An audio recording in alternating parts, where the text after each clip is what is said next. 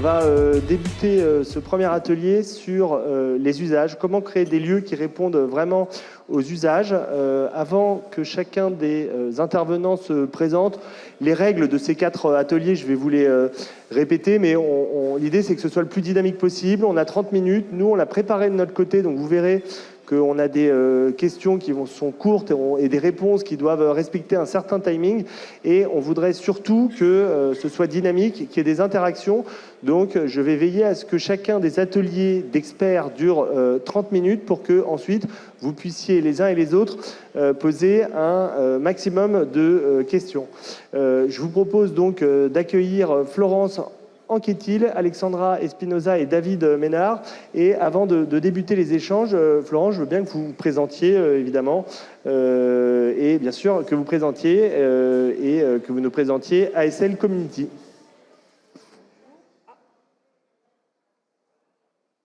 C'est mieux comme ça? Ah oui, c'est bien mieux. Bonjour, Florence Anquetil, je suis la dirigeante et cofondatrice d'ASL Community.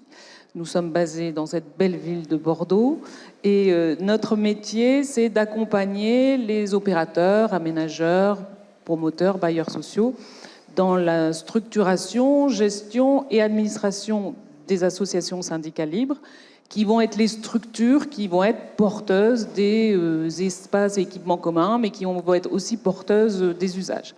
Et puis la deuxième partie de notre activité, c'est d'accompagner les gens qui doivent gérer de façon bénévole cette association syndicale libre. Et pour ça, on a créé une plateforme qui leur permet de gérer leur ASL de façon juridique, administrative, mais on est allé un tout petit peu plus loin et on leur a mis à disposition des univers où ils peuvent se partager des biens, des services. L'idée, c'est, oui, on répond à une obligation qui est de gérer cette ASL, mais on essaye d'apporter aussi autre chose, des moyens de créer une vie de quartier. Donc moi, mon rôle aujourd'hui, c'est de témoigner un petit peu, puisque nous, on intervient depuis Bordeaux, je vous l'ai dit, mais partout en France et dans les dom-toms. Donc on a une vision assez exhaustive des spécificités régionales et surtout de ce qui fonctionne et de ce qui fonctionne moins bien. Alexandra. Bonjour, je suis Alexandra Spinoza, je suis directrice territoriale au sein de Grand Paris Aménagement. Donc Grand Paris Aménagement qui est un des grands aménageurs voilà, en Ile-de-France, découpé en 5 territoires. Et donc moi, mon territoire, il est un peu spécifique, il est le long de la Seine, entre Paris et puis l'Essonne. Voilà. David. Bonjour à tous. Donc David Ménard, alors je suis ravi d'être avec vous. Donc je suis le président de Réciprocité. Réciprocité, c'est une entreprise solidaire d'utilité sociale, entreprise ESUS, statut créé dans le cadre de la loi Hamon sur l'économie sociale et solidaire il y a un peu plus de 10 ans. Qui fait de nous une entreprise à lucrativité limitée, ce qui est important. Et notre objet social, c'est, depuis la création de l'entreprise en 2011, de développer et faire vivre des lieux qui créent des liens sociaux et intergénérationnels. Et pour ce faire, on a plusieurs activités que je résumerai ainsi. On est à la fois un bureau d'études et de consultants qui accompagnons des maîtres d'ouvrage, notamment des aménageurs, dans la manière de concevoir et programmer les lieux de vie. Mais nous sommes également, et c'est ce qui fait notre singularité, un accompagnateur, un faiseur, un coordinateur animateur, exploitant parfois, de ces lieux de vie, ce qui nous place en amont et en aval de la chaîne, ce qui est évidemment fondamental. Merci pour votre présentation. Comme vous le savez, avant, pendant longtemps, dans les projets d'aménagement, on pensait bureau, commerce, logistique, logement. L'usage et les usages n'étaient pas au cœur des projets. Fort heureusement, ça a bien évolué. Et donc, on est là aussi pour réfléchir avec vous, pour réfléchir ensemble et réfléchir avec vous de comment anticiper ces nouveaux usages, comment éviter des espaces sous-utilisés, comment financer finalement ces nouveaux modèles. C'est vraiment l'ambition de ce premier atelier. Et je vais commencer par une question ouverte qui est, quand on parle d'usage, de quoi parle-t-on concrètement? Qui a envie de se lancer pour cette première réponse? De quoi parle-t-on concrètement? Je vais bien prendre effectivement le démarrage. Alors, moi, je suis l'aménageur et c'est vrai que nous trois, on est assez complémentaires dans nos approches, ce qui est plutôt intéressant. Nous, aménageurs, on se trouve dans une tension assez concrète. puisque d'un côté, il faut que quand on crée l'opération, on puisse faire nos procédures, et nos procédures vont nous obliger à réfléchir en programmation, et donc en surface de plancher, en destination, et qui derrière, effectivement, sont aussi avec des équilibres économiques. Et ça, très en amont. Et de l'autre, on n'est pas complètement fou. On sait que ce qu'on a prévu en programmation, derrière, en fait, c'est surtout des usages qui vont se mettre en place au fur et à mesure que l'opération se met en vie. Et elle se met en vie avec des habitants, des usagers, des associations qui, parfois, elles n'étaient même pas là au début du projet. Donc pour nous, ce sujet-là, il est nécessaire d'être bien pris en considération. Et nous, notre rôle à nous, c'est pas tellement de figer des usages, parce que quand on intervient sur des opérations, c'est mes plus petites opérations, je pense qu'elles font 8 ans. Les plus grandes, elles vont jusqu'à 20 ans. Vous imaginez bien que ce que j'ai programmé en 2012, en 2032, on sera très loin de ce qu'on avait pu imaginer. Donc, c'est quoi mon rôle ? Mon rôle, c'est de permettre que des usages se mettent en place, des usages quotidiens. Donc, je dirais, les éléments principaux, c'est habiter, circuler, travailler, consommer. Il y a aussi prendre en considération la question de la temporalité, parce qu'il y a des usages qui se font le week-end, la semaine, ou à d'autres, jour et nuit également. On a des usages hybrides. Bon, un exemple, c'est le télétravail. Et puis il y a aussi la question des concurrences d'usage. Comment est-ce qu'on les traite ? Comment est-ce qu'on les gère ? Il y a des envies d'avoir des espaces calmes, et puis en même temps, on a envie d'avoir des espaces animés. On veut privilégier la nature en ville, et en même temps, on veut de l'animation et des espaces animés. Donc ça, c'est les éléments qu'on a, nous, pour travailler. Et puis, surtout, il y a tous les usages qu'on ne peut pas anticiper, en fait. Donc nous, notre enjeu à nous, c'est moins de prédire les usages futurs que de créer les conditions pour que l'appropriation se fasse. Et donc, c'est au moment où on lance l'opération, c'est trouver ce juste équilibre entre une programmation qui nous engage, qui rassure les collectivités et qui nous permet de faire nos procédures, et en même temps, qui permet de laisser la capacité à la vie réelle de s'installer. Merci David, Florence. Comment définiriez-vous les usages et quelle place doivent-ils avoir dans la réflexion d'un projet immobilier, d'un projet urbain ? Alors, Alexandra a dit l'essentiel. J'ajouterais la chose suivante. Alors, je dézoome un peu, mais il me semble que les usages, c'est effectivement l'appropriation réelle et concrète des espaces. Et je m'empresse d'ajouter des espaces matériels et immatériels. Il ne vous a pas échappé que parfois les usages des espaces immatériels sont différents que ceux des espaces matériels, et que ce n'est pas sans poser quelques problèmes. Je pense à tout ce qui se passe à l'école notamment, problématique de harcèlement scolaire qui relève des usages du numérique et qui se retrouve ensuite dans la réalité physique, qui nous dépasse un peu, quoi. Appliquées à la transformation des territoires, il me semble que ces questions d'usage, elles doivent être la finalité de tout projet. Si on fait ce qu'on fait les uns et les autres ici, c'est-à-dire si on participe, si on contribue à cet acte d'aménager, c'est pour mettre en place, in fine, les conditions des meilleurs usages possibles. Et je rejoins Alexandra, c'est-à-dire qu'on ne peut pas tous les anticiper. Je dirais même que par essence, ils sont impossibles à anticiper et appliquer donc à nos sujets. J'en liste quelques-uns parce qu'ils me paraissent particulièrement prégnants aujourd'hui. Ça pose évidemment la question de la fonction et de l'évolutivité des bâtiments, la question des mobilités, la question des pratiques des espaces publics et des communs, mais aussi la question des relations humaines, des relations aux vivants et des relations aux éléments. Et évidemment, en posant ces sujets, je fais également le postulat que toutes ces questions d'usage sont sous-tendues par des enjeux sociétaux et donc par des enjeux démocratique. Et ce faisant, je fais ce constat que cette question des usages doit fortement être teintée d'une participation, j'allais dire, directe et continue des utilisateurs finaux des espaces qu'on produit, à savoir les habitants, les usagers, puisqu'effectivement, ils posent des questions démocratiques, ces enjeux d'usage. Florence. Alors oui, moi en complément, je vais rezoomer, par rapport à David qui a dézoomé.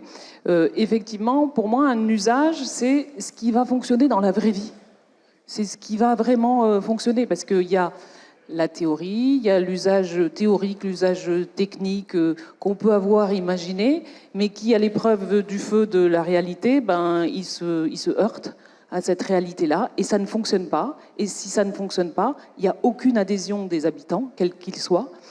Et donc ça devient quoi? Ça devient le point noir de l'opération, alors que l'idée principale et l'idée initiale, c'était bien de mettre à disposition quelque chose, un usage, quel qu'il soit, qui va permettre aux gens de créer, ce que tu disais, du lien social et des choses.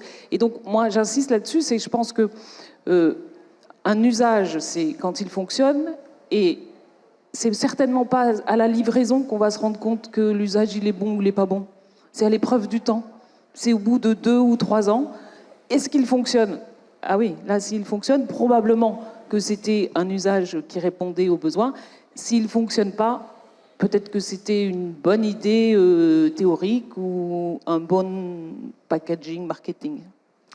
Merci beaucoup, David. Je pense que dans la définition qu'on vient d'essayer de présenter des usages, on a touché la difficulté, à savoir que c'est mouvant, ça s'inscrit dans le temps, c'est évolutif. Comment finalement ces mutations actuelles, toutes, qu'elles soient le vieillissement, l'intelligence artificielle, le télétravail, comment fait-on pour penser les usages ? Alors je précise que tout ce que je vais dire va être teinté de conviction, puisque pour le représentant d'une entreprise ESUS comme la mienne, cette question des grandes mutations auxquelles on fait face, donc cette crise environnementale qui est une crise existentielle, je me joins à ce qui a été dit, cette révolution démographique qui nous fait changer d'air, puisque ça fait 5 siècles que les sociétés européennes sont en croissance, et qu'aujourd'hui on fait tous face à une décroissance démographique qui pose vraiment des questions philosophiques assez profondes. De mon point de vue, l'acte d'aménager a pour finalité de contribuer à accompagner ces mutations. Si nous ne le faisons pas ensemble, qui le fera à notre place? Donc je pose ce postulat. Ceci étant dit, le sujet qui nous habite particulièrement chez Réciprocité, c'est cette question effectivement du lien social et de l'accompagnement du vieillissement de la population, qui pose pour les aménageurs que vous êtes des questions centrales. Alors, je vous demande une seconde. Je m'enflamme. Je pense que ce qui est intéressant, de mon point de vue, c'est que là où les opérateurs immobiliers, et je ne remets pas en cause leur rôle, parce qu'il est absolument essentiel, ont une fonction de production, il me semble que l'acte d'aménager doit être un peu plus complexe. Et en ce sens, vous répondez à des besoins qui évoluent, et ça a été dit d'ailleurs par Alexandra, et qui évoluent en continu. Et il me semble que l'une des révolutions que connaît l'aménagement, c'est non plus seulement de devoir produire des espaces, mais de contribuer à les faire vivre durablement. Et je pense que ça a été évoqué assez largement ce matin d'ailleurs, dans les enjeux liés aux foncières et à la nécessité que les pouvoirs publics, à travers les aménageurs, puissent maîtriser le foncier de manière durable. Et je l'étends à la question de l'animation des quartiers, de l'exploitation des quartiers, de l'entretien des quartiers, qui sont des sujets qui, je le sais, se posent de manière cruciale pour vous. Pour conclure sur cette partie, nous, on fait plusieurs constats. Le premier, c'est celui d'un isolement croissant au sein de la société, pas seulement française. Ça vaut à l'échelle européenne, mais ça vaut également à l'échelle mondiale. Sachez-le, l'OMS a déclaré une épidémie de solitude il y a maintenant 18 mois, qui touche non seulement les sociétés avancées comme les nôtres, avancées, pardon du terme, mais également ce sud global dont on parle beaucoup, pour des raisons différentes, qui est touché aussi par l'isolement. Donc c'est un problème international. De ce point de vue-là, nous, on pense que cet isolement pose des vrais problèmes économiques. Pourquoi? Parce qu'en fait, l'isolement social a des conséquences psychologiques, qui ensuite ont des conséquences pathologiques, qui coûtent parce qu'on a une gestion curative de ces problèmes. On gère des dépressions, on gère des maladies chroniques, on les soigne plutôt bien. Je pense que ce que peut contribuer à faire l'aménagement, et c'est ce qu'on a appelé, certains d'entre nous, urbanisme relationnel, c'est en contribuant à créer du lien social dans les quartiers, précisément passer d'un urbanisme et d'une société curative à un urbanisme préventif, en créant les conditions, et je me joins au vocabulaire de tout à l'heure, en créant les conditions pour que le lien social soit possible, pour que les gens ne se sentent pas seuls. Après, la responsabilité individuelle de chacun d'entre eux devra s'exprimer. Mais c'est notre devoir de créer les conditions pour que ce soit possible. Merci. Florence, depuis que vous avez créé ASL Community, jusqu'à aujourd'hui, quels nouveaux usages vous avez vu émerger dans les projets d'aménagement ? Alors nous, ce que l'on voit dans les usages, ou du moins ceux qui fonctionnent, c'est ceux qui apportent d'abord de la flexibilité. Parce que, comme le disait très justement Alexandra tout à l'heure, un usage dans une opération qui a un temps long, un usage décrété au départ ou imaginé au départ, probablement qu'en cours de route, il va nécessiter de la flexibilité. Mais même sur les petites opérations ou les opérations plus rapides, nous, on voit que la demande, c'est de la demande de flexibilité. Par exemple, moi, j'ai certains des opérateurs que j'accompagne qui vont décider de livrer une cellule une cellule immobilière, une cellule, et ils vont laisser l'ASL décider, et les gens qui sont membres de l'ASL décider de l'usage qui va être fait. Est-ce que ça va être un espace de coworking? Est-ce que ça va être un espace de rangement? Est-ce que ça va être autre chose? Voilà. Et les gens ont besoin de cette flexibilité-là. Après, il y a la deuxième chose qui est importante pour qu'un usage fonctionne, la flexibilité, mais aussi la simplicité. Il ne faut pas oublier une chose, c'est que l'usage, il va devoir être gouverné. Il va devoir y avoir une structure. Donc moi, si je le ramène au niveau de l'ASL, c'est l'association syndicale libre qui va devoir mettre en musique cet usage-là et qui va devoir le gérer, qui va devoir gérer les problèmes, qui va devoir gérer tout un tas de choses. Et donc les gens, ils ont besoin de simplicité. Aujourd'hui, dans notre quotidien de tous les jours, qu'est-ce qu'on cherche tous? La digitalisation, la simplification des démarches et autres. Mais je pense que c'est la même chose pour les usages. Il faut essayer de mettre à disposition de ces gens qui, à l'aune d'une ASL, sont plutôt bénévoles. Donc si en plus, on ne leur met pas à disposition des outils qui vont leur permettre de gérer ces usages, d'administrer ces usages, ça devient très compliqué. Et puis je dirais le troisième point, c'est ce que tu disais, c'est le collectif. Mais moi, ce que je vois, c'est qu'ils ont besoin de collectifs, mais d'un collectif simple, mais surtout pas de charge mentale. Ils ne veulent pas une charge mentale complémentaire. Donc, il faut vraiment, je pense, tenir compte de ces éléments-là pour se dire, OK, là, je mets en place un usage qui probablement aura une durée de vie dans le temps. Merci beaucoup. Alexandra, dans votre introduction, vous avez évoqué que, et tout le monde le sait dans cette salle, des projets d'aménagement, ça peut être, des projets en général, ça peut être extrêmement long, 10 ans, 15 ans, parfois 20 ans. Comment fait-on pour voir évoluer et donc anticiper l'évolution des usages? Alors justement, je pense que c'est compliqué d'anticiper. Donc pour nous, comme je le disais dans mon propos introductif, c'est que à partir du moment où il est difficile d'anticiper les usages, nous, notre rôle, c'est de se poser plutôt la question de comment est-ce qu'on programme sans figer. Comment est-ce qu'on arrive à définir un cap lisible pour qu'on puisse engager les élus, les opérateurs, les partenaires, tout en laissant la capacité d'adaptation du projet. C'est vraiment ça l'élément. Et voilà, sur des projets de 10-15 ans, moi j'ai des exemples d'opérations où aujourd'hui on arrive au tiers de l'opération et on a engagé des démarches justement pour se poser la question de comment on poursuit. Donc, comment on peut travailler? Moi j'ai identifié 3 leviers. Pas forcément dans l'ordre, je vais vous le donner pas forcément dans l'ordre d'importance. Le premier levier, c'est un phasage souple. Pour qu'il y ait un phasage souple, il faut aussi qu'il y ait un urbaniste et un plan souple. Je ferme la parenthèse. Parce que sur une grande opération, sur 10-15 ans, on ne peut pas tout penser de la même manière partout. C'est-à-dire qu'on sait qu'on va démarrer par une partie de l'opération, et donc il faut que cette partie-là, donc c'est la première étape. Il faut qu'elle soit une pièce de vie, une pièce urbaine qui soit cohérente, qui propose des espaces publics qui fonctionnent, qui propose des lieux où la vie quotidienne se met en place. Et ce qui est intéressant justement quand on a ce type de réflexion sur le phasage, c'est que la première phase, elle donne des informations. Elle donne l'information comment est-ce que les habitants investissent les lieux. Voilà. Est-ce qu'on a mis en place des squares? Est-ce que les enfants y vont? Est-ce que ça marche bien? Est-ce qu'il y a des choses qu'il faut ajuster? Et tout ça, ça vient nourrir la suite du projet. Le deuxième levier, et je pense qu'on en a parlé sur la flexibilité, moi j'utiliserai le terme réversibilité, c'est justement de permettre cette réversibilité. Et nous, dans nos cahiers des charges qu'on impose aux opérateurs, mais qu'on essaie de s'imposer aussi à nous, on essaye d'aller vers des systèmes qui réfléchissent en volume capable, en structure des bâtiments souples, pour justement permettre cette réversibilité. Donc c'est des choses très simples.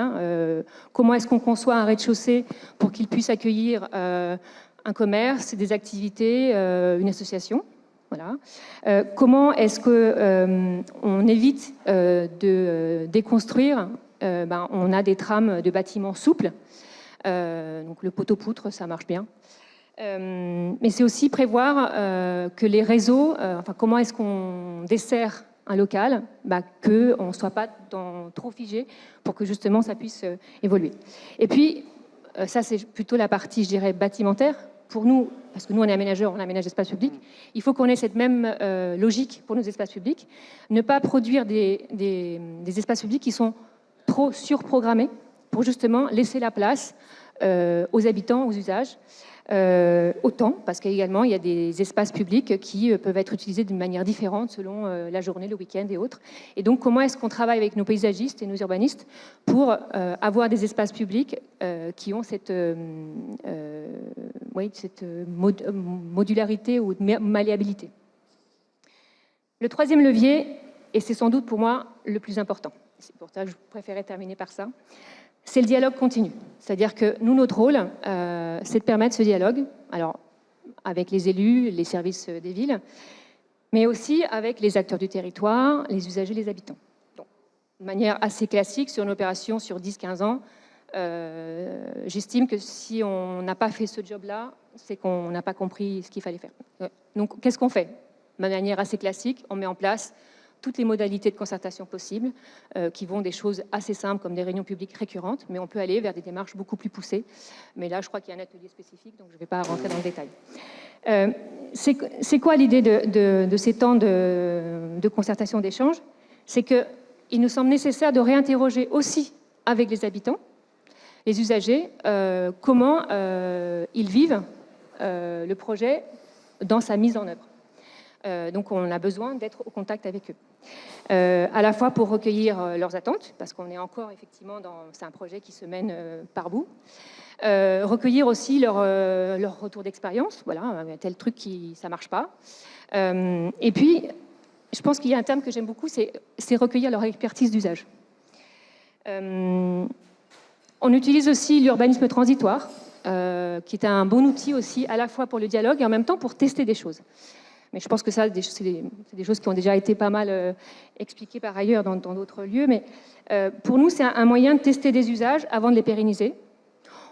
On active temporairement un espace. Ça peut être une partie d'espace public, ça peut être un local. Et puis, on observe comment ça fonctionne. Est-ce que ça répond à un vrai besoin? Est-ce que les habitants s'en emparent? Est-ce que ça crée de nouveaux usages?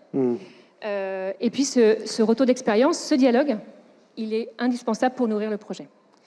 En fait, juste pour conclure, et je pense que j'ai déjà dit, pour nous, ce qui est important, c'est vraiment de créer un cadre qui est suffisamment robuste pour asseoir notre projet, tout en permettant justement cette adaptation.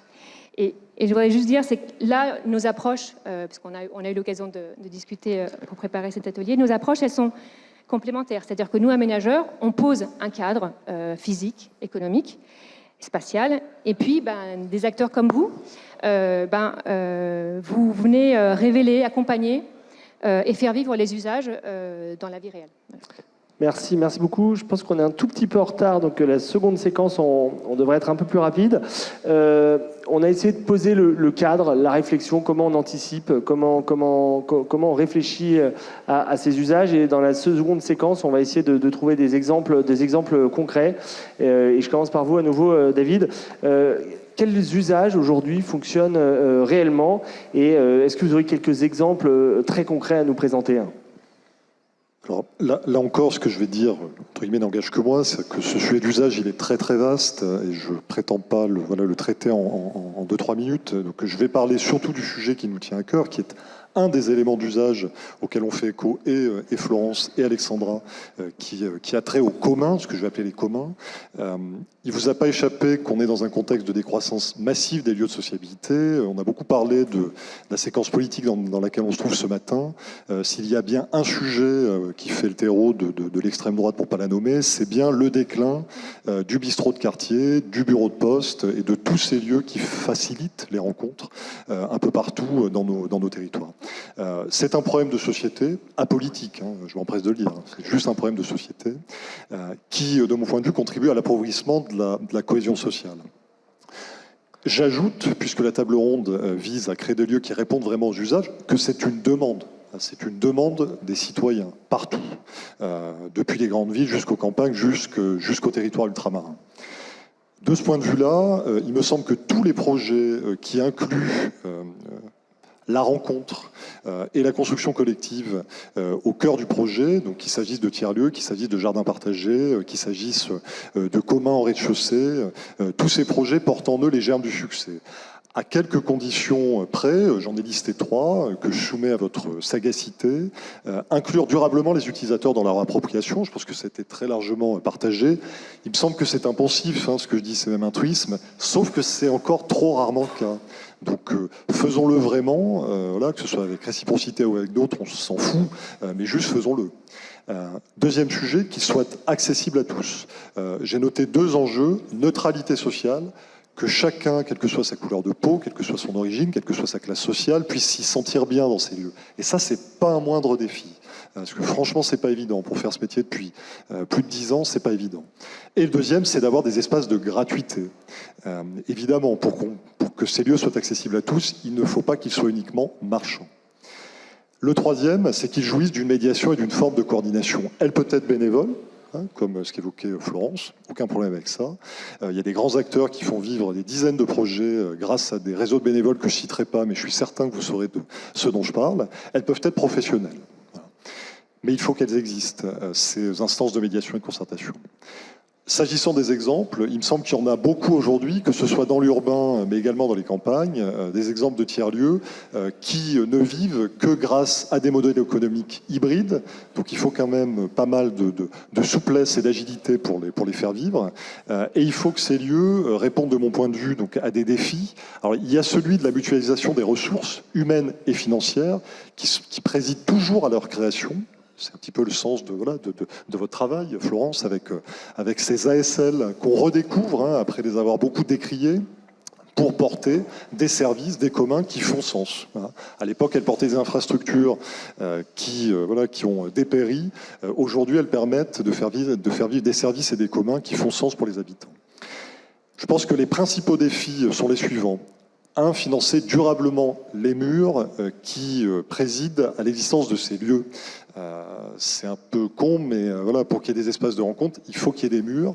Et ces murs-là, ils ont une valeur. Or, ces espaces ne sont ni capitalistiques ni marchands, comme je l'ai dit tout à l'heure, ce qui doit nous conduire à nous poser la question de leur propriété. Alors, j'invente rien. Les coopératives, les foncières, les ASL, mises en commun grâce à ces systèmes d'ASL, doivent être massifiés, systématisés pour porter ce type de lieu. Et le deuxième, c'est que leur impact socio-économique justifie, de mon point de vue, un financement collectif, au sens collectiviser. C'est-à-dire que les collectivités, je ne parle pas des communes ou des EPCI, je parle de la collectivité au sens large, doit contribuer au financement de ces lieux parce qu'ils ont un impact social et que cet impact social, pour les raisons que j'évoquais tout à l'heure, devient un impact socio-économique. C'est-à-dire qu'on évite des coûts, on génère de l'économie et de ce point de vue-là, ça justifie d'un investissement dans ces lieux, qui n'est plus un coût mais bien un investissement. Je pourrais détailler si je suis allé un peu vite.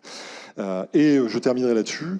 Il me semble que les enjeux de demain vis-à-vis de ce que je viens d'évoquer sont la reconquête sociale des quartiers prioritaires de la ville. Je suis très heureux qu'il y ait demain un ANRU 3.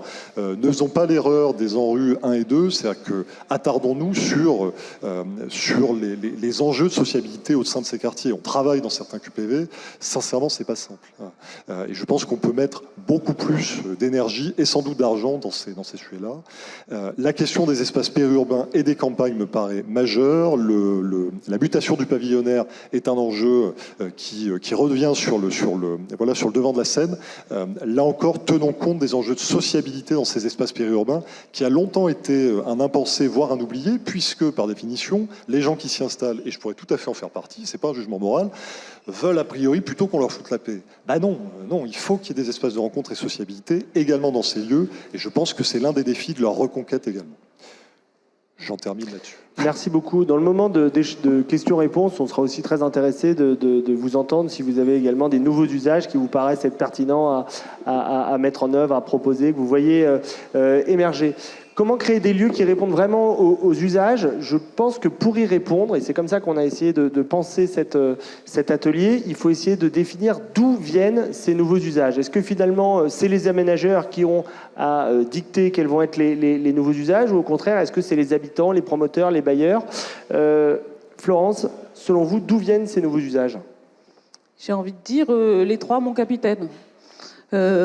L'usage, il vient des habitants, qui, eux, sont en recherche de simplicité, de flexibilité, de confort, de sécurité, qui viennent des collectivités, qui, elles, disent il faut qu'on crée du lien social, il faut qu'on joue aussi la mutualisation des coûts, il faut qu'on joue la sobriété, il faut qu'on joue la mobilité.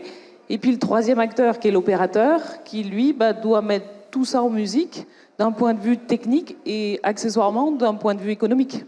Il faut que ça tourne dans le bilan de l'opération, il n'y a pas de sujet. Donc voilà, c'est vraiment ces trois acteurs-là qui doivent se rencontrer pour définir quels usages ils vont faire ensemble. Et franchement, un usage bien pensé, mais c'est génial, quand ça fonctionne bien, c'est super. Attention, quand c'est mal goupillé au départ, ça crée des tensions. Ça crée des tensions pour les habitants au sein de la structure même, mais ça peut avoir aussi un risque d'image pour l'opérateur qui l'a mis en place et qui n'a peut-être pas mené le raisonnement jusqu'au bout. Et voilà, faut juste faire attention à tout ça. Et comment on s'assure alors que ce soit correctement déployé? Une fois qu'on l'a défini, qu'on l'a anticipé, qu'on l'entrevoit, comment on s'assure que ce soit correctement déployé? Pour moi, la clé, c'est l'outil. Les gens, ils ont envie de créer du lien social, ils ont envie d'échanger, mais la question, c'est comment on fait? Quels outils on met à notre disposition? Parce que c'est sympa de dire, regardez, on vous a prévu ça, ça va être très bien. Par exemple, je prends un exemple, on a des opérateurs qui, parce que dans leurs opérations, finalement, après, les superficies de jardin individuels ne sont pas très grandes, ils se disent, tiens, on va mettre à disposition de nos colotis un pack jardin, pour éviter que chacun ait une tondeuse, un taille-haie, etc. C'est super bien, c'est une excellente idée. Simplement après, il faut bien donner le moyen aux gens de se partager cet outil, de créer l'entretien, de je ne sais quoi, de tout ce qui va avec. Donc la réponse à cette question, pour moi, c'est l'outil. Merci beaucoup. Et en dernière question, avant d'échanger avec vous, donc n'hésitez pas à préparer vos questions ou vos remarques. Alexandra, à quel moment du projet doit-on inscrire les usages? Je crois que j'ai commencé à esquisser un peu une réponse dans mes propos précédents. Je pense que c'est tout au long du projet. et avec des process justement où on initie, on tente des hypothèses de programmation d'usage qu'on met en place sur nos espaces, qu'on voit comment ça aboutit. Il n'y a pas un bon moment, enfin en tout cas pour répondre plus particulièrement, je pense que c'est vraiment tout au long du projet et par contre d'avoir des outils pour veiller justement à ce que la mise en vie de nos projets se fasse comme on a envie que ça se fasse. Moi, je vais apporter un exemple. Parce que, bon, moi, je suis une aménageuse, donc je vais parler de ce que je réalise. Moi, je réalise des espaces publics aussi. Sur une de mes opérations, donc à Ivry-sur-Seine, donc la ZAC Gagarine-Truyot, avec la ville, on essaye de pousser assez loin le sujet justement de l'appropriation des lieux et des usages par les habitants. On est dans un quartier QPV, en rue, donc il y a des habitants qui sont là. Donc le projet, au départ, donc je vous parle de 2016-2017, ils étaient déjà là pour discuter justement de comment leur quartier allait évoluer. Donc au départ, il y a une volonté politique, il y a un urbaniste qui a esquissé un plan guide. Donc ce moment-là, on commence à poser des hypothèses d'usage qui vont se traduire effectivement sur des espaces publics. J'ai un exemple particulier, c'est la place. Il y a une place qui au départ s'appelait la place Péline, maintenant s'appelle la place du Progrès. Cette place, elle est importante parce qu'elle fait la connexion entre le centre-ville et le quartier Gagarine. Donc c'est un élément important et c'est pour ça que les élus avaient une volonté d'une action particulière là-dessus. Donc on a mené cette concertation un peu globale. Il a fallu ensuite, quelques années après, commencer à travailler sur le projet, mon projet de la place. Là aussi, on a mis en place des ateliers spécifiques sur les espaces publics qui ne sont pas seulement un paysagiste qui va montrer les choses, mais des ateliers où on recueille les besoins, les attentes, les interrogations, les inquiétudes. Ça se traduit par des cahiers des charges d'habitants. Donc c'est souvent des idées. J'ai retrouvé certains verbatim que je trouvais sympathiques, mais voilà. Donc et après, à partir de ça, avec notre maîtrise d'œuvre, on essaye de faire des propositions de scénarios et on aboutit finalement à un projet de place. Donc en 2021, qui semble effectivement convenir. Bon, il s'avère que le foncier, on ne l'a pas en totalité.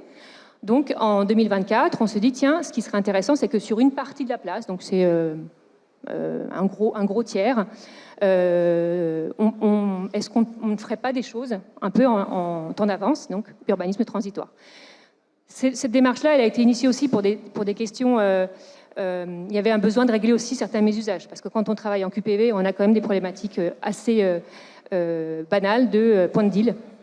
Et donc, c'était aussi un moyen de régler ces mésusages. Donc, comment est-ce qu'on arrive à faire que les familles prennent cet espace plutôt que les dealers? Et donc, c'était le premier objectif, mais pas que. C'était aussi l'objectif de se dire, il y a une maison de quartier provisoire qui est là, est-ce qu'on ne peut pas lui donner une extension? Et puis, il y a aussi l'idée de... le projet initial, on commençait à sentir qu'il était un peu trop minéral. Donc, est-ce qu'on ne commence pas à poser la trame végétale d'ores et déjà?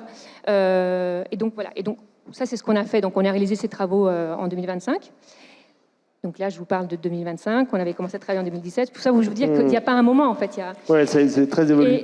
Et quelques mois après cette première réalisation, on a des retours d'expérience. Parce que ça, vraiment, c'est une gymnastique qu'on s'oblige. Et puis la ville, je pense qu'elle nous y pousse beaucoup. Ma première retour d'expérience, c'est il y a des choses qui ne fonctionnent pas. C'est-à-dire que les dealers sont toujours là. Les familles, elles n'ont pas pu complètement s'approprier les espaces de jeu qu'on a mis en place. Donc nous, on sait qu'on va devoir réintervenir. Donc on a attendu les élections municipales pour savoir comment est-ce qu'on y retourne. Et puis cet espace-là, il n'est pas fini. C'est-à-dire que moi, j'ai mon foncier qui va se libérer dans 3 ans et j'aurai une place complète. Dans 2028-29, mais peut-être que d'ici là, le projet initial qui avait été pensé en 2021, il sera différent. Et c'est ça, en fait, qui est intéressant dans notre travail, c'est de permettre cette capacité d'évolution. Et pour ça, il faut se doter aussi de paysagistes urbanistes qui comprennent ce sujet. Merci beaucoup.